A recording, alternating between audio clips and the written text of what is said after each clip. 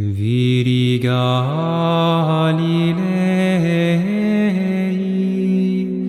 quid admiramini,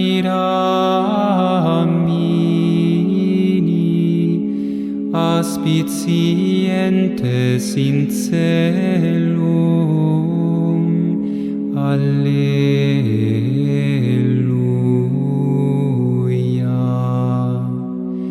Quem ad modum vidistis eum, ascendentem in celum, ita veniet. Alleluia. Alleluia.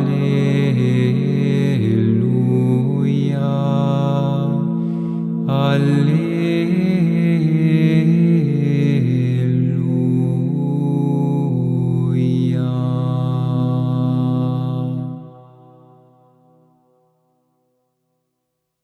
27 de abril de 2025.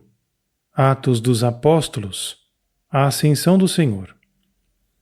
Depois de meditar intensamente sobre o Evangelho de João, concluindo com os relatos da ressurreição, é oportuno continuar com o livro dos Atos dos Apóstolos, que começa com a Ascensão.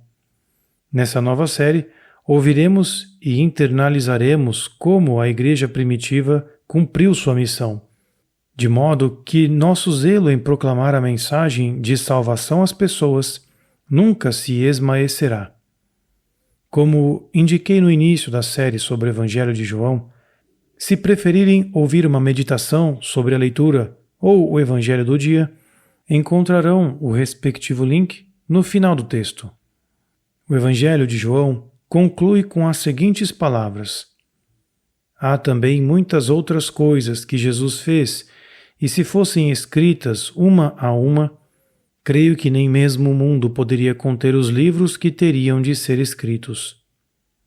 Nos primeiros versículos dos Atos dos Apóstolos, essas palavras são parcialmente explicadas, pois está escrito que Jesus apareceu por 40 dias aos discípulos antes de subir ao céu, para instruí-los e prepará-los para a sua tarefa. Capítulo 1, versículos de 1 a 12. No meu primeiro livro, ó Teófilo, falei de todas as coisas que Jesus fez e ensinou, desde o princípio até o dia em que, tendo dado as suas instruções por meio do Espírito Santo aos apóstolos que tinha escolhido, foi arrebatado ao céu, aos quais também se manifestou vivo depois da sua paixão, com muitas provas, aparecendo-lhes durante 40 dias e falando do reino de Deus. Estando à mesa com eles, ordenou-lhes que não se afastassem de Jerusalém, mas que esperassem a promessa do Pai, a qual ouvistes, disse ele, da minha boca, porque João, na verdade, batizou em água, mas vós sereis batizados no Espírito Santo, daqui a poucos dias. Então os que se tinham congregado interrogavam-no: Senhor, porventura chegou o tempo em que ides restabelecer o reino de Israel? Ele disse-lhes: Não vos pertence a vós saber os tempos nem os momentos que o Pai reservou ao seu poder, mas recebereis a virtude do Espírito Santo, que descerá sobre vós, e sereis minhas testemunhas em Jerusalém, em toda a Judéia, na Samaria e até às extremidades da terra. Tendo dito isto, elevou-se à vista deles, e uma nuvem o ocultou aos seus olhos, como estivessem olhando para o céu quando ele ia subindo. Eis que lhes disseram: Homens da Galileia, por que estáis aí parados olhando para o céu? Esse Jesus, que separando-se de vós, foi arrebatado ao céu, virá do mesmo modo que o vistes ir para o céu. Então voltaram para Jerusalém, do monte chamado das Oliveiras, que dista de Jerusalém a jornada de um sábado. Escutaremos uma meditação escrita pelo irmão Elias, narrada por Felipe e acompanhadas por cantos de harpa dei. Cheios de alegria por poderem servir ao Senhor ressuscitado, os discípulos terão assimilado profundamente seus ensinamentos, e Jesus lhes terá transmitido tudo o que seria importante para eles. No entanto, eles ainda não estavam suficientemente preparados para iniciar sua missão imediatamente, pois algo essencial ainda faltava.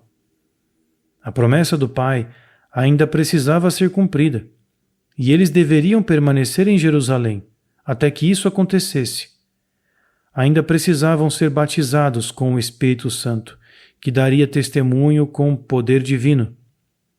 Dele receberiam a força e a luz para proclamar o Evangelho com autoridade e compreendê-lo. O Senhor não respondeu à pergunta sobre quando restauraria o reino de Israel.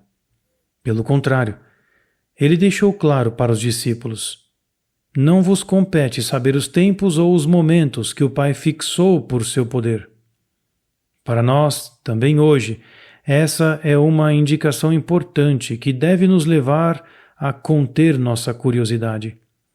Às vezes somos tentados a querer saber a data exata de certos eventos até o retorno de Cristo.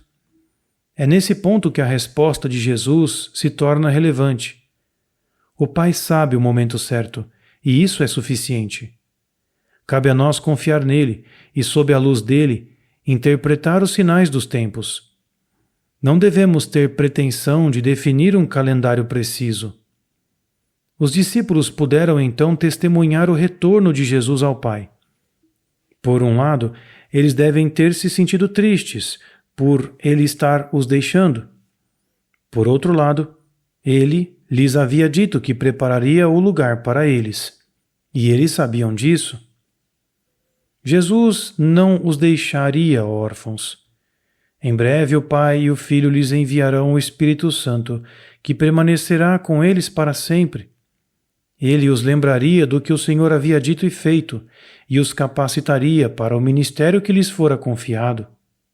Os anjos encorajam os discípulos. Homens da Galileia, por que estáis aí parados olhando para o céu? Esse Jesus, que, separando-se de vós, foi arrebatado ao céu, virá do mesmo modo que o viste ir para o céu. E assim será. Jesus voltará no final dos tempos, mas primeiro o Evangelho deve ser levado aos confins da terra. Foi exatamente por isso que Jesus os escolheu. O Espírito Santo descerá sobre eles para dar continuidade à sua obra, e eles terão sucessores até que o Senhor retorne em sua glória no fim dos tempos. Vem, Senhor Jesus, Maranatá.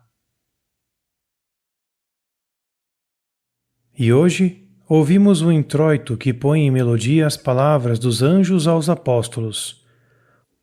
Homens da Galileia, por que estáis aí parados olhando para o céu? Esse Jesus, que separando-se de vós, foi arrebatado ao céu, virá do mesmo modo que o vistes ir para o céu. Viri Galilei,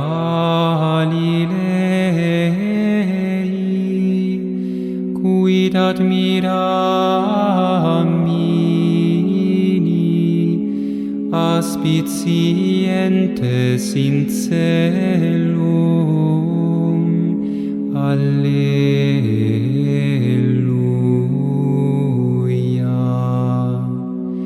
Quem ad modum vidistis eum, ascendentem in celum, ita veniet. Alleluia.